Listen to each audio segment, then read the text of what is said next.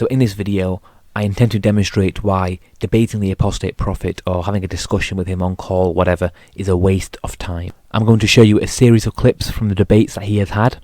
And before each clip plays, there'll be a comment basically summarising the video. And this will allow you to see why it is pointless to engage with him in a debate or a discussion. I explained how it supports my point. Let me finish the argument. You're throwing in so many things; it is ridiculous. I can't go on with this bullcrap anymore. Let's keep it brief.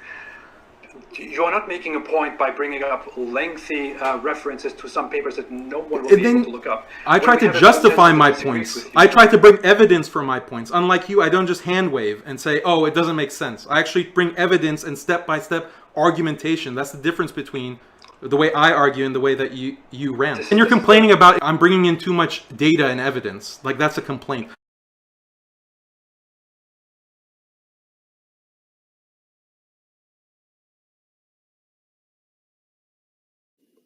Well, that is purely subjective. That depends on the person. That doesn't make any sense. Where do I find motivation? Next question. So you said one makes a choice. At a time. One makes a choice because one finds reason to make that choice. Where does one find reason to make that choice? Please. Well, that is the choice. One has two alternatives, and when one desires to do one thing above another thing, it has reasons. That is the choice itself. That's not something external to the choice. That you is say I'm making a choice because I'm making a choice. That doesn't make any sense. I'm asking you a question. Where do when you find your desire makes you responsible. Okay, my desire makes me responsible. Who created the desire? So I mean the choice, which you have desires and you choose then from your desires, and that's what makes you responsible. That doesn't make any sense.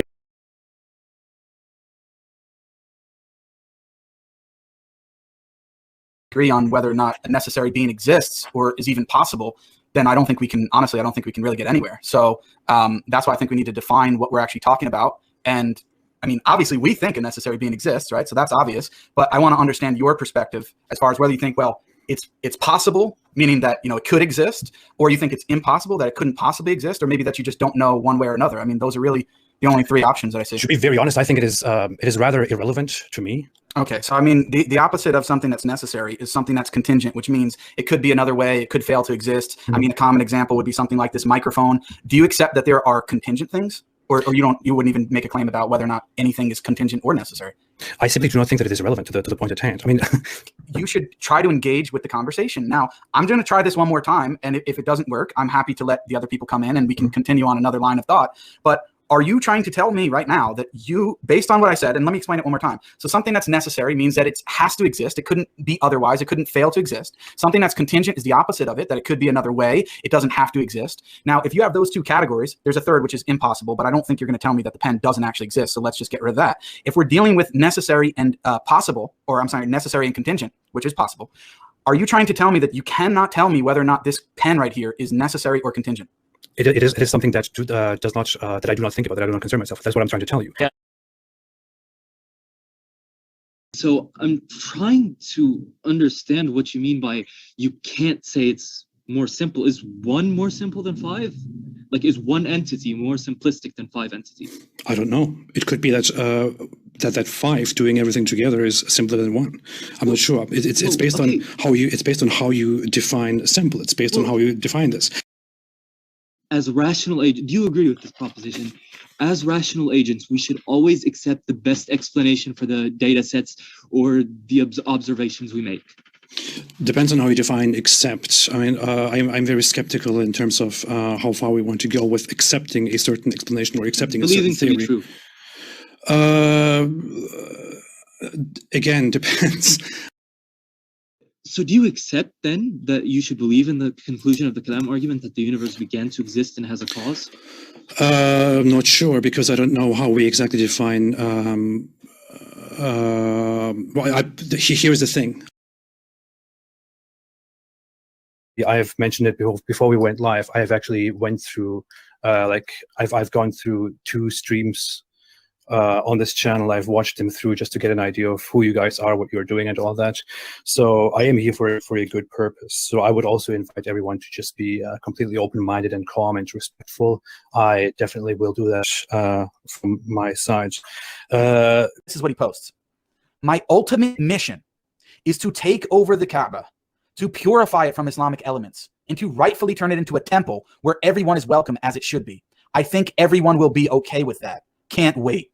Now, honestly, if you are a person who wants to have honest, respectful conversations with Muslims, and a couple days after you have, which I think even you would have to admit would be your most respectful conversation you've had with Muslims, you go and you make this post comparing your thesis statement of how you opened up the conversation. Oh, you just really want an honest conversation. And then you say your ultimate mission is to take over the Kaaba. Are you kidding me? Now, people may think this is silly, but because he doesn't see any value in Masjid Haram, right? Obviously Muslims do.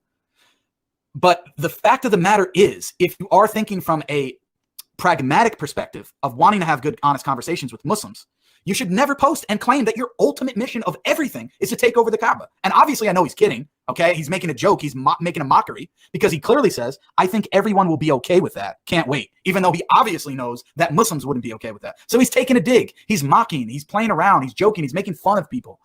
And if you think that that is actually going to be conducive to honest conversations with Muslims, then you are delusional. But I don't think that you're that dumb. I think you're that dishonest, that you really don't want to have honest conversations with Muslims. And posts like this demonstrate that time and time again. And I can go through post after post after post. Now, this is equivalent to me of saying, well, you know what? I come on my YouTube channel. Well, guys, I have to tell you something. I really want to have great conversations with Roman Catholics. I really, we disagree, but I really want to have great conversations with Roman Catholics. And then a couple days later, I make a YouTube video or I make a post and I say that my ultimate mission is to take over the Vatican and the seat of the Pope. Okay, so my ultimate mission is to take over the Vatican and the seat of the Pope. Now, can a rational person put those two statements together and take them seriously and say that they're not contradictory? He said. So it says, anyway, I admit my faults. Listen to this. I think I am an amateur debater and beginner to philosophical discussions, while you, speaking to Jake, the Muslim metaphysician, while you are an experienced debater and proud philosopher. And I am open to talk about something that you claim to preach and that I am deeply knowledgeable in, which he thinks he's knowledgeable in Islam, which he's not. He doesn't even know the basics. If you change your mind at any time, you know how to reach me. I didn't even respond to it because I told him I'm not interested in talking to you because you're a joke, you're dishonest, and you're inept. You're not ready for the conversation. Those two things combined, I don't have time for you, buddy. Sorry to tell you. Through the perspective of his character, there are many issues. One, he is a liar and he is dishonest, and this has been proved many times. I'll leave a link in the description where you can see this. He accuses Muslims of taking a few second clips and corrupting footage from his videos in order to make a point. But if you have tested that claim, you will know that it is false, and in fact, he is the one who lies and misrepresents his opponent. And again, I will leave evidence of this in the description so you can see for yourself. And I want you to go and check it out. I want you to fact check me. AP has mocked the deaths of Hajj pilgrims dying, innocent Muslims dying, and he laughs about it. He even recounted how it was a silly joke that he made, but he's laughing as he's recounting it. And again, evidence of that will be linked in the description. He undermines the Uyghur genocide by using words like alleged, thus nullifying their traumatic experiences that they have been through and that some of them are currently going through. And again, evidence of that will be linked in the description. You saw the example within the video where Jake showed the post about the Kaaba. He has ripped the Quran more than once, yet he wants to have discussions with Muslims and expects them to welcome him in and they can talk about things. Imagine you had a child, a son or a daughter that you love very much. Imagine in your presence I went up to them and I slapped them and I said to you, should we go out for some food? How would you respond? Considering the fact I've just slapped your child whom you love dearly. Apostate Prophet would expect you to say yes to that question. Yes, let's go out for food. And that's why you should not debate him, because his character is appalling and it stinks. But let's not stop there. What about his competence, or should I say incompetence? You saw throughout from the series of clips that he's clueless. Just be honest, it's clear that he's clueless. He admitted he's an amateur debater. Instead of partaking in debating training, whether you physically go out somewhere and learn or you do an online course, he instead begs people for debates. He does not like it when you cite evidences or when you quote certain things. And on the topic of quoting, he in the past has demonstrated that he can't quote people honestly and represent their view honestly, and again, evidence of that will be linked in the description. When he gets a question that he does not like, or an answer which he does not like, he simply would say things like, "That's not relevant," or "It doesn't make any sense." What is the benefit with debating with somebody like that? There's no benefit. It's a waste of time, and that is why you should not debate him. The final point I would like to make is this. He's had a couple of debates now where he has been humiliated and exposed as someone who lacks knowledge. Many people have made video responses to him, refuting and exposing him as a fraudster, someone who is uneducated about Islam. For the majority, he just shrugs this off despite the fact he knows it exists and hopes that people won't bring it up because he can't respond. What does that tell you about him? Despite the plethora of evidence out there demonstrating that he is uneducated, that he's a fraudster, that he's a bad person, his fan base, the majority of them, still support him and suck up to him. And that is the end of this video. I believe I provided many reasons and evidence as to why debating the Apostate Prophet is useless. On a quick side note, response videos made to him, where an individual just refutes his content, I believe that this is becoming less needed. That's why I think people don't need to make as many response videos to his content anymore. But that's all I have to say for today's video. Thank you all for watching, and be sure to check out the links in the description. Assalamu alaikum wa rahmatullahi wa barakatuh.